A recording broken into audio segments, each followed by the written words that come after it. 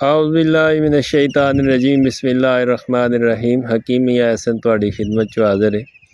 कोई बंदा मुहल्ले विच, पिंड दे विच, गली कूचे दे विच तुहाडे आड़ गवाड़ किसी बंदे नूं, बजुर्ग नूं, माई नूं, भैन नूं दाद दा मसला होवे, पुरानी तो पुरानी दाद होवे, चमड़ी दे उत्ते सिकड़ी जम गई होवे, चमड़ी खारिश कर कर के सुरख हो गई होवे, उत्ते जख्म बन जांदे हो ते उस दा इलाज जनाब मैं तुहानू दसना कि ए जनाब अक दा पौधा है।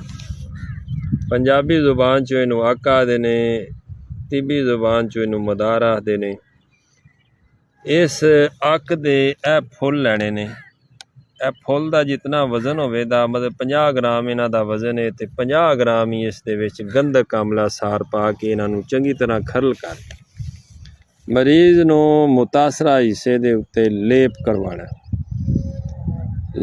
चंगी तरह बारीक इसका जिहड़ा है ना वो लेप तैयार करना है करके ते उस नू जनाब मुतासरा हिस्से ते जिथे दाद दा मसला है उत्ते तुसां लेप करवाना। सुबह शाम लेप करा के 1 घंटे तो बाद उन्होंने धो छड़ना।